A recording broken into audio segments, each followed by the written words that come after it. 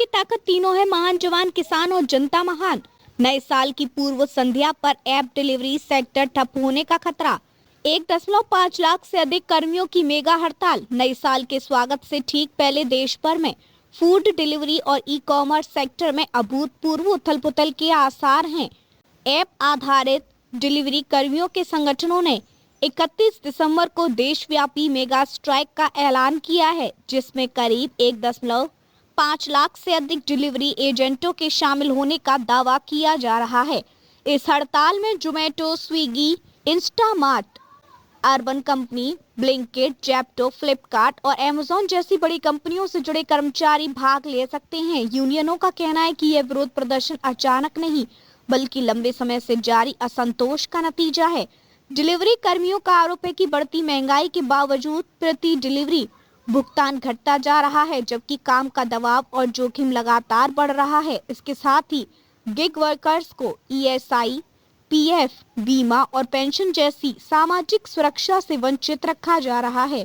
पूर्व संध्या को हड़ताल के लिए चुना है। इस दिन फूड ऑर्डर, किराना डिलीवरी और ई कॉमर्स की मांग चरम पर होती है। यूनियन नेताओं का मानना है कि इसी समय हड़ताल से कंपनियों पर अधिकतम आर्थिक और संचालनात्मक दबाव पड़ेगा और उनकी मांगों को गंभीरता से सुना जाएगा। हड़ताल से ठीक एक दिन पहले हालात और तनावपूर्ण हो गए। यूनियन नेताओं का आरोप है कि कई शहरों में कंपनियों ने बाउंसर और प्राइवेट सिक्योरिटी तैनात कर दी हैं, ताकि कर्मचारियों को विरोध में शामिल होने से रोका जा सके। कुछ जगहों पर कर्मचारियों को ये धमकी भी दी जा रही है कि हड़ताल में शामिल होने पर उनकी आईडी ब्लॉक कर दी जाएगी, जिससे वे भविष्य में किसी भी ऐप के लिए काम नहीं कर पाएंगे।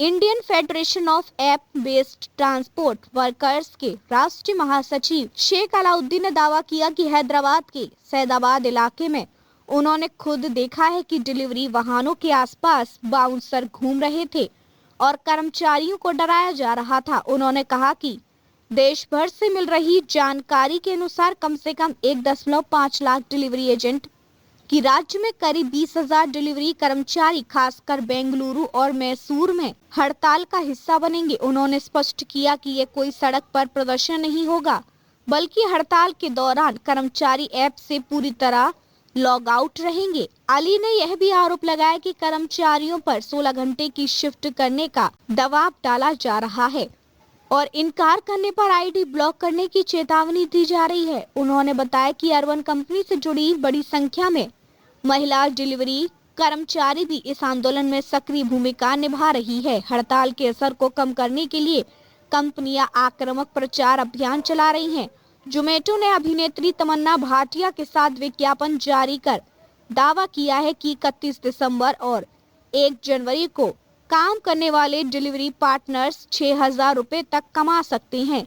कंपनी ने कर्मचारियों से अपील की है कि किसी भी दबाव के बावजूद काम जारी रखें और समस्या होने पर पुलिस या ऐप के SOS फीचर का इस्तेमाल करें। स्विगी ने अपने अभियान में सुपरस्टार अमिताभ बच्चन को शामिल किया है और इस दौरान डिलीवरी पूरी करने वाले कर्मचारियों को मुफ्त इलेक्ट्रिक वाहन देने की पेशकश की है। भावनात्मक अपील वाले इस प्रचार में ईवी को परिवार और माता पिता से जोड़कर दिखाया गया है। यूनियनों का कहना है कि लुभावनी ऑफर और सेलिब्रिटी प्रचार असल मुद्दों से ध्यान भटकाने की कोशिश है।